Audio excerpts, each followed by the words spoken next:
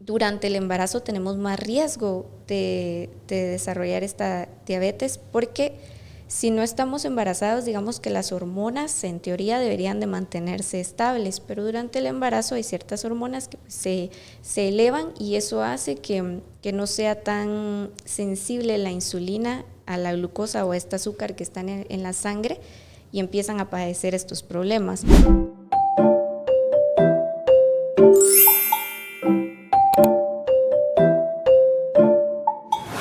Hola y bienvenidas al podcast de FemCare Más que Musas. En este espacio estaremos hablando sobre temas de salud importante para las mujeres en todas las etapas de su vida. Acompáñenos. Hola y bienvenidas a un episodio más de Más que Musas. El día de hoy tenemos a nuestra invitada, es la licenciada Esther Mencos. Vamos a estar hablando sobre diabetes gestacional. Bienvenida, Lick, es un gusto para nosotros tenerla por acá. Hemos estado compartiendo en otros episodios que trabajamos en equipo, ¿verdad? Y vemos pacientes no solo embarazadas, sino que también pacientes que tienen obesidad o que tienen síndrome de ovario poliquístico también. Bienvenida. Muchas gracias, doctora. Pues el tema es bastante interesante de diabetes durante el embarazo porque muchas personas, muchas pacientes llegan a desarrollar eso y muchas veces no se dan cuenta, primero que están embarazadas, segundo ya llegan muy tarde a los chequeos, ¿verdad? Y es tan importante el hacer estos estudios que ustedes realizan en consulta, ¿verdad? Al cierto tiempo de estar embarazados, hacer ciertos exámenes que sí me gustaría que hablar un poquito acerca de en qué momentos hay que hacer estos estudios durante el embarazo y cuándo es que ya tomamos el abordaje en conjunto. Pues déjenme comentarles, esta es una condición que es una alteración del metabolismo de los carbohidratos que se presenta durante el embarazo. A esto le vamos a llamar diabetes gestacional, pero también tenemos la condición pregestacional, que son las pacientes que ya tienen un diagnóstico de diabetes. Y o bien las pacientes que ya tienen diabetes pero no lo saben, y eso lo podemos identificar nosotros en el primer trimestre de gestación. Por eso es tan importante asistir a sus chequeos. Por lo regular, cuando tienen prueba positiva, lo normal es que vayan y asistan, ¿verdad? Eso es lo regular, aunque lo ideal sería que desde 3 meses antes o desde que ya tienen el deseo de tener un bebé, empiecen a chequearse porque hay que vitaminarlas, hay que ver cómo están sus triglicéridos, cómo está su glucosa. Hay varias pruebas que nosotros realizamos antes de la concepción, incluso vemos el tema metabólico, vemos cómo está su peso, si necesita bajar o pues necesitamos ya alguna asesoría para bajar grasa, aumentar músculo y que tengamos un embarazo mucho más saludable. Pues déjenme comentarles, la diabetes gestacional se presenta o la diagnosticamos principalmente de las 24 a las 28 semanas y en ese periodo de tiempo hacemos un examen específico.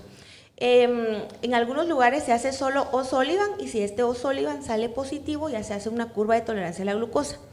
En mi gusto personal, yo me paso directo a la curva de tolerancia a la glucosa. Este es un examen que yo les digo a las pacientes que es un examen feo, porque sí. Es un examen incómodo. Yo no sé si le han comentado a usted. Sí, y yo también ya he vivido la experiencia de este examen y es feo. A mí me dieron ganas de vomitar cuando me bebí el frasco ese de glucosa. Y si vomitan, se perdió todo. Exacto. Entonces, este es un examen que se toma en ayunas. Tienen que llegar con un ayuno de 8 horas. Les toman una muestra de sangre en ayunas, luego les dan a esa toma, que en realidad tendrían que ser 75 gramos de glucosa. Así es. Y después se les hace control en los laboratorios, media hora, 1 hora, 2 horas y 3 horas después. O sea que paran con 5 pinchones. Eso, y también que hay que tomar en cuenta que deben de llevar tiempo, ¿verdad? Para pasar en el laboratorio, qué sé yo, como media mañana. Sí, porque son como 5 horas, 6 horas las que hay que estar en el laboratorio esperando. Y pues ahí igual pues siendo víctima de pinchones y demás, pero es algo importante, no es algo que se pueda uno saltar, porque si hay que, absolutamente en todas las pacientes hay que hacer ese tamizaje. No importa si antes era gordita o a todas en general hay que hacer ese tamizaje de las 24 a las 28 semanas, sin excepción. Y eso vamos a ir evidenciando principalmente complicaciones que pueda tener a largo plazo, tanto la madre como el bebé. Factores de riesgo principal que voy a mencionar un poquito, factores de riesgo para desarrollar esta enfermedad, Empezamos con síndrome de ovario poliquístico, que tengan un índice de masa corporal mayor de 30 antes del embarazo, o bien que estén ya en obesidad, eso también nos predispone, que hayan tenido, y esto es muy, muy fuerte, que hayan tenido diabetes gestacional en el embarazo previo. Anterior, sí. O que tengan también un familiar o que tengan antecedentes descendencia de diabetes en la familia. De diabetes en la familia. Eso es bien importante, ¿verdad? Y ahora tenemos un montón de pacientes con síndrome ovario poliquístico. O sea que sí es algo de preocuparse para empezar a planificar nuestro embarazo. Sí, igual la suplementación, ¿verdad? Porque tanto lo que mencionaba era muy importante, de si tengo el deseo de tener un bebé y tal vez no es ahora, pero va a ser a un futuro, puedo empezar a suplementarme porque puedo empezar a consumir ácido fólico, y no soy solo yo, mi pareja tiene que hacerlo también, porque se ha evidenciado de que la calidad del esperma influye mucho en cómo se va a formar ese embrión, cómo se va a formar ese bebé, porque si no están suplementados los dos, definitivamente a la hora de la concepción pues pueden ocurrir varios problemas, ¿verdad? Y eso es algo que las parejas no hacen. Primero que todo, quizá como toda la responsabilidad de un embarazo se la dejan solo a la mujer, pero también es importante que si el óvulo debe de estar sano, pues el espermatozoide también debe de estar sano, ¿verdad? Entonces es importante que incluso los dos empiecen a suplementarse y deben de consumir, por ejemplo, así básico, pues 5 miligramos de ácido fólico todos los días, por lo menos 3 meses antes del embarazo. En cuanto a complicaciones que nosotros vamos a evitar, porque para eso se tratan estas charlas, estos podcasts, porque nuestro enfoque principalmente es la prevención, las complicaciones que podemos tener con un bebé hijo de madre diabética, principalmente van a ser alteraciones en el peso del bebé, porque ellos van a tener mucha más glucosa, peso. Van a estar más expuestos a la glucosa, y su páncreas también va a generar más insulina de lo normal.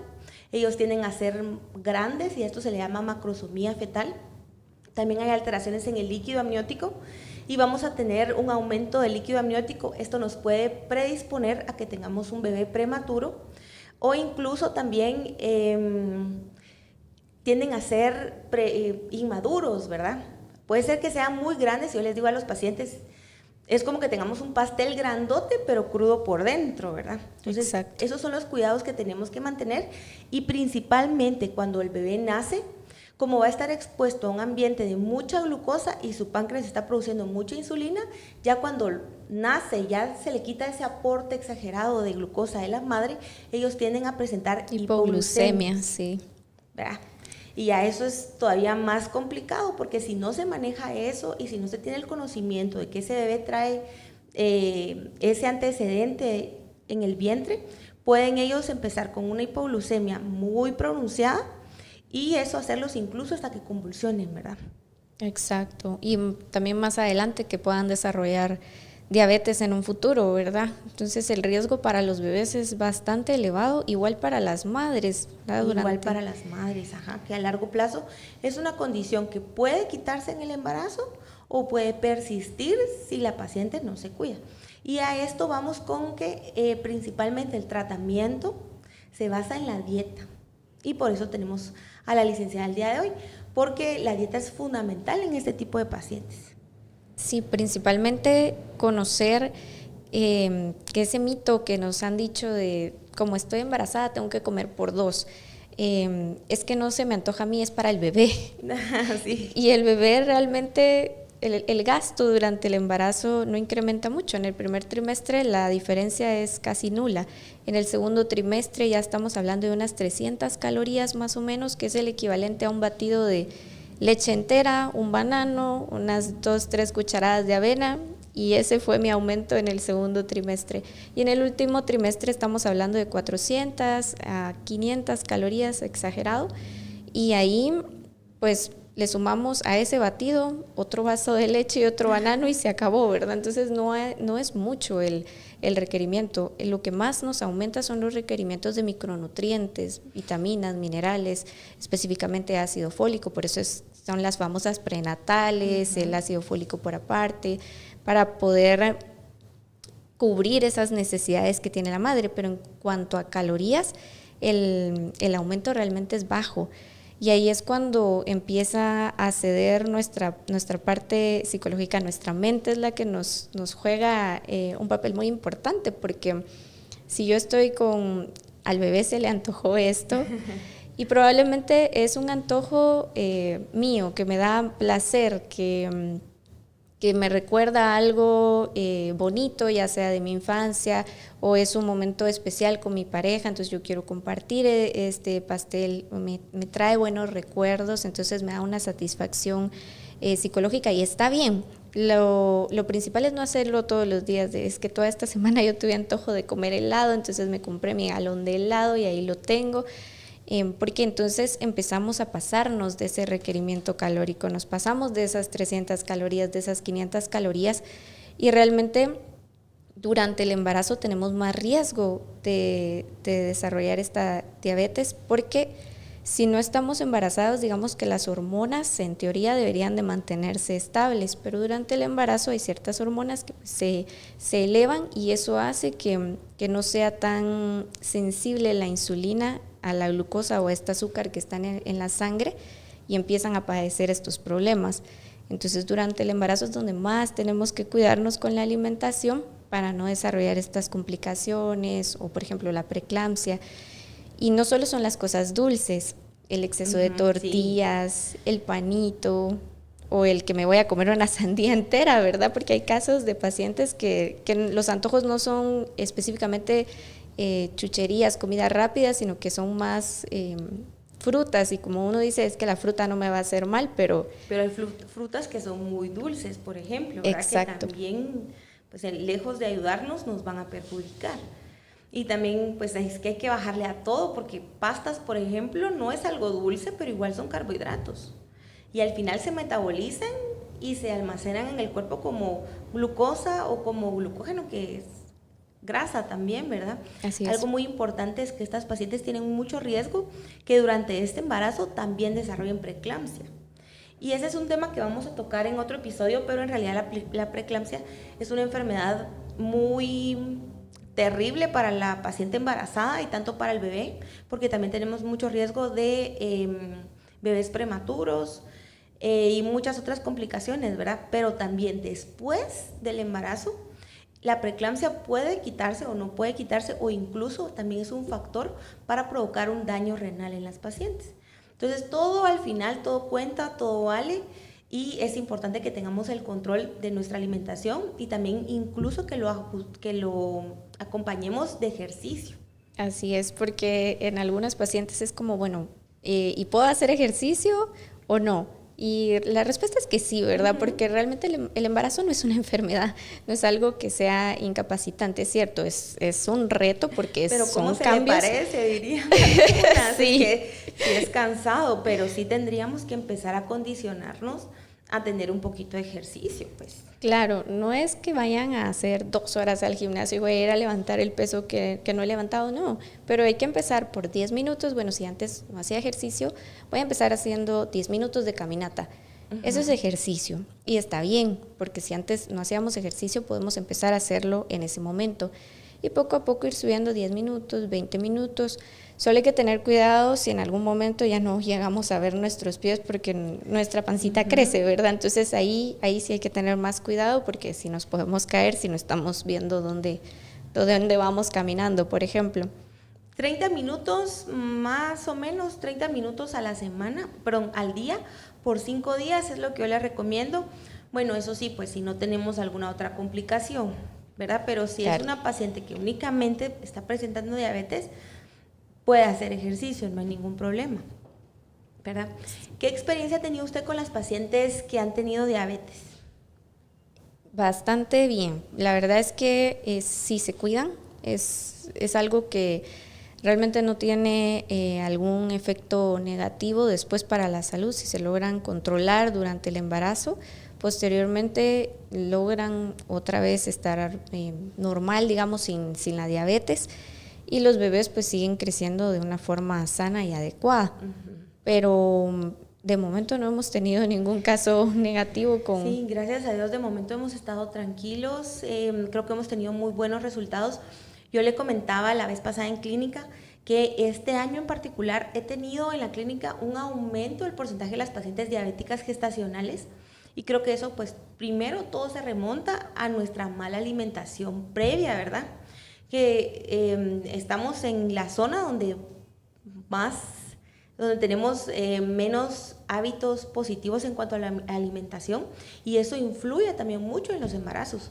Por lo regular va más o menos entre un 8 y un 10% la prevalencia de los embarazos de la diabetes gestacional, pero este año en particular, yo le cuento, sí se me han elevado mucho. Yo les decía la vez pasada que no salgo de una embarazada con diabetes para meterme a otra, y porque cada paciente lleva su propio ritmo y aparte pues cada una también se acopla diferente al diagnóstico que le estamos dando, ¿verdad? Eso es algo bien importante también de mencionarlo, porque el hecho de que yo le diga a una paciente, mire, usted tiene diabetes gestacional, también conlleva una carga emocional para ellas, ¿verdad? El hecho de restringirse y de todas las complicaciones que pueden tener los bebés a largo plazo también.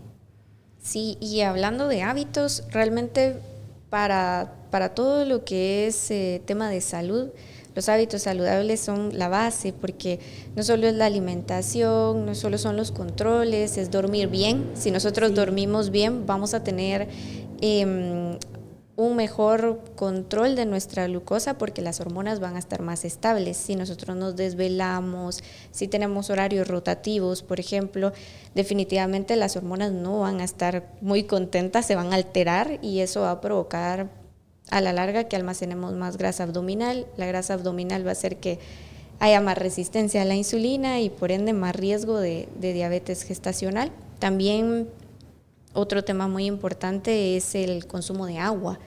¿Cuánta agua estamos consumiendo? Hay personas que no les gusta consumir agua, es que es como, no me gusta el sabor del agua y es como, no, pero necesito que tomemos agua. Un consejo que les doy, que les puede servir, es de que piquen fruta, la fruta que más les guste, fresas, naranja, cualquier fruta, y en 1 litro de agua agreguen esa fruta y la metan al refrigerador. Y al día siguiente tienen su agua saborizada y sin necesidad de agregar azúcar o consumir algún tipo de refresco. Y nos mantenemos hidratados, que la hidratación tanto durante el embarazo como en el periodo de lactancia y en el día a día, ¿verdad? Es muy importante para mantener todos nuestros órganos funcionales. ¿Consumo de agua líquida usted recomienda para las pacientes diabéticas? Por lo menos unos 2,5 litros. Sí, yo más o menos en eso yo tengo que consumir 2 litros, les digo yo, pero ustedes que están embarazadas tienen que consumir más. Sí, el requerimiento sí aumenta bastante. Si llegaran a consumir 3 litros, excelente. Sí, esa es la meta a todas en general, diabéticas, no diabéticas, pero que están embarazadas. Yo siempre les comento que deben de consumir por lo menos 3 litros de agua al día. Y pues hay muchas cosas, porque también me dicen, ay, es que yo trabajo en oficina y si no, pues me toca ir a cada ratito al baño. ¿Verdad? Pero hay cosas que tenemos que ir manejando, siempre enfocadas en nuestro bienestar y en el bienestar de nuestro bebé. Así es, porque a pesar de que sea incómodo, el estarnos levantando es algo necesario, porque al final es salud. Y la salud a largo plazo, pues nadie se las va a retribuir. Yo siempre les digo, es que a veces estoy muy concentrada en lo que estoy haciendo. Está bien, pero hay que tomar agua. Un tip es de que le compren un pachón que tenga pajilla, porque los botes, las pajillas y todo eso ayudan a que uno consuma más agua. También tener alarmas. Bueno, si yo estoy muy concentrada y se me olvida que tengo que estar tomando agua, entonces puedo poner diferentes alarmas a lo largo del día para que me estén recordando de que tengo que beber agua, aunque me tenga que levantar al baño, pero nadie me va a devolver esa salud. Sí, claro. Y con nuestras pacientes diabéticas es muy importante pues el tema de la alimentación. Eso es como la piedra, la base donde vamos a ir poniendo otras situaciones, tanto como el ejercicio, el tratamiento. Nosotros empezamos con metformina y la verdad es que he visto en la clínica que nos ha ido muy, muy bien con metformina. Y también el hecho de que ya se tienen que disciplinar en todo, ¿verdad? Porque desde la alimentación, el ejercicio, tomar agua y también hacerse sus controles de rutina, porque yo necesito, ¿verdad? Que me den, hasta tenemos un cuadrito en Excel donde ellas me van llenando conforme el día, más o menos las ponemos a hacer sus controles por 5 días y les pedimos su glucosa en ayunas, 1 hora después de desayuno, 1 hora después de almuerzo y 1 hora después de cena, para ver cómo todo esto en conjunto nos ayuda a ir hacia la mejoría de un control de glicemia que se va a ver repercutido también en el estado gestacional. Vamos a ver que el bebé ya no sube tanto de peso, que el líquido amniótico se regulariza, ¿verdad? Disminuye hasta un valor normal. Y pues que esto a largo plazo también nos va a ir ayudando mucho. Algo muy importante y quiero yo que dejárselos a las chicas es que pacientes con diabetes gestacional tienen un alto riesgo de muerte fetal intraútero. Que si no estamos monitorizando, yo les digo, yo las veo acá y ustedes me escriben por WhatsApp y estamos en comunicación, pero al final las monitoras de los bebés en casa son las mamis, porque nadie más lo siente, ¿verdad? Y tienen que estar bien pendientes de los movimientos de su bebé. No puede pasar más de 2 horas sin que ese bebé se mueva, ¿verdad? Entonces todo eso es tan importante y pues también conlleva una gran carga emocional para la mami. Sí, porque al final todo es un trabajo multidisciplinario. Pero si yo me siento en algún momento como muy sofocada y necesito ayuda, pues puedo abocarme también con un psicólogo, por ejemplo, para exponer pues cómo me estoy sintiendo, ¿verdad? Más en el embarazo, que uno es un poco más susceptible, ¿verdad? Porque las hormonas nos hacen más susceptibles. Sí, estamos alterados, están locas las hormonas. Hay mujeres embarazadas que se ponen o muy enojonas o con irritables, ¿verdad? O incluso si no están durmiendo bien, pues también tienden a ponerse más irritables todavía, o cualquier cosita lloran, y eso es normal, son todos los cambios del embarazo. Y encima de todo, pues ya damos un diagnóstico de estos, es mucho más fácil que la paciente se ponga mucho más susceptible. Con más estrés. Más estrés, deprimida. Entonces sí, también es importante abocarse ya también con otro especialista, ¿verdad? Porque al final, pues esta es la torre de control. Sí. ¿Verdad? Y ahí tenemos que nosotros manejar nuestros sentimientos, porque al final todo también lo experimenta el bebé. Y hay cosas que también nos pasa, que cuando nos dicen no tenemos que comer esto, es como más se me antoja, ¿verdad? Porque me están poniendo una barrera de no lo debo de hacer y yo quiero hacerlo. No es lo mismo alguien que no tiene ganas de consumir algo dulce o no se le antoja algo en específico, a alguien que le dicen no, a partir de ahora ya no puede comer nada de esto. Entonces es como, ¿y ahora qué hago, verdad? Como el panito con café, ¿verdad? En las tardes, por ejemplo, y que a muchas embarazadas les encanta, ¿verdad? O los sustitutos. Por ejemplo, hoy en día realmente no se recomienda cuando hay diabetes gestacional el consumo de edulcorantes como la sucralosa, no voy a decir marcas, pero todos esos sobrecitos con los que endulzamos nuestros alimentos, que no son azúcar, que no aportan calorías, en el caso de la diabetes gestacional no es una opción, porque realmente nos va a afectar más. Entonces hay que retirarlos. Ya la Organización Mundial de la Salud ya sacó un estudio bastante extenso de lo que es el consumo de edulcorantes no calóricos, y realmente en mujeres embarazadas ya no se recomienda este consumo de edulcorantes. Entonces es importante que no tengo la opción de comerme, por ejemplo, un helado normal, pero tampoco tengo la opción de un sustituto que tiene sucralosa o similares. Sí, pues. Entonces, mi recomendación es que si ya tienen este diagnóstico y están pensando en utilizar sustitutos, no lo hagan, por favor, porque nos puede afectar más a largo plazo, tanto a la madre como al bebé. En cuanto a frutas, que me llamó mucho la atención, ¿qué frutas no se recomiendan? Sí se pueden consumir de todas las frutas, de preferencia de bajo índice glicémico, pero en cantidades adecuadas se puede consumir de todas realmente. No hay ningún problema mientras se lleve mucho control. Por ejemplo, las frutas que tienen mucho jugo, como una sandía, el melón, estas tienden a tener poco aporte de fibra y más aporte de azúcar. Entonces, en esas frutas sí se recomienda una cantidad más pequeña, no tan grande, por ejemplo, media taza durante todo el día, y esa sería como mi porción de frutas. Y en vez de agregar más frutas, consumir más vegetales con cáscara, una zanahoria con cáscara. La papa no cuenta como vegetal, la papa y el elote cuentan como carbohidratos, entonces hay que tener un poquito de cuidado con eso. Pero, por ejemplo, un tomate, comérmelo con cáscara, de los zucchinis que también se pueden hacer. Hay personas que sí les gusta el pepino en rodajas con todo y cáscara, lo pueden hacer, no hay ningún problema. De hecho, nos va a ayudar porque esa fibra al final va a ayudar a controlar los niveles de glucosa. La fibra evita que el azúcar entre de un solo a la sangre y haga ese pico de azúcar en sangre. Entonces, lo que va a hacer es que la fibra va a liberar poco a poco ese azúcar a la sangre, evitando esos picos de glucosa. Muy bien, Lick. ¿Algún consejo que usted quisiera darles a nuestras chicas que nos están escuchando? Bueno, los voy a hacer en conjunto, ¿verdad? Para que siempre apliquemos pues estos consejos si estamos embarazadas, y ya sea que tengamos o no el diagnóstico, cuidar nuestras porciones, ¿verdad? No tenemos que comer por dos. Ya vimos que el incremento apenas es de un licuado de banano con avena. Si tenemos antojos, está bien, pero que no sea de todos los días. Puede ser una vez a la semana, entonces espaciemos un poquito esos antojos por cositas, comida chatarra o en fin. Beber bastante agua, hidratémonos. Si llegamos a los 2.5 litros, bien. Si llegamos a los 3 litros, excelente.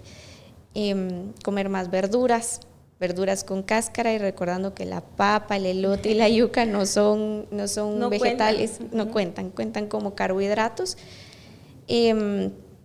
Y cuidar el consumo de edulcorantes, ya sea el azúcar, la rapadura, la panela, y los edulcorantes no calóricos, que son estos sobrecitos que utilizamos para no tener calorías en nuestro café, por ejemplo, ¿verdad? Café en el embarazo, de preferencia no. Ya que lo mencionamos, en el embarazo no es ideal porque aumenta el riesgo de muerte súbita, entonces mejor no. Y esos serían los consejos.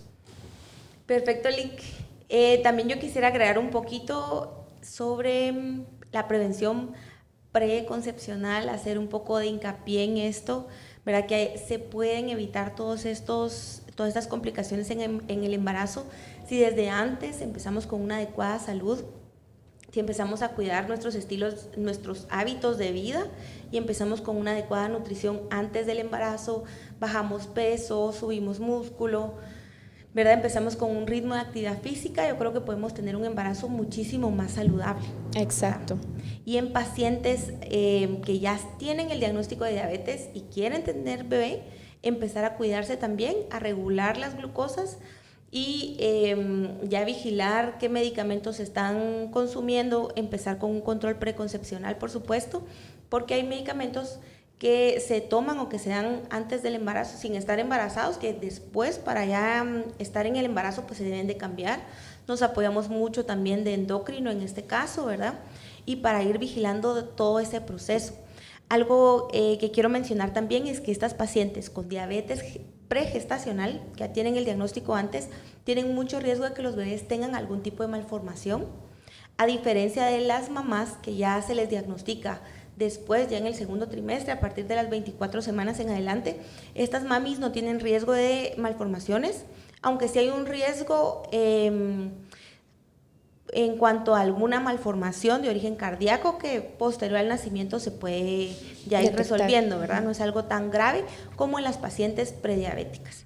Entonces, también uno de los consejos que yo quiero brindarles y hacer mucho énfasis es en que toda madre que esté cursando con diabetes gestacional debe de tener un adecuado control, tanto ginecológico, con nutrición, con los medicamentos que les están dejando, con las tomas de glucosa, y tener una excelente comunicación con su obstetra, y también estar vigilando los movimientos de su bebé, ¿verdad?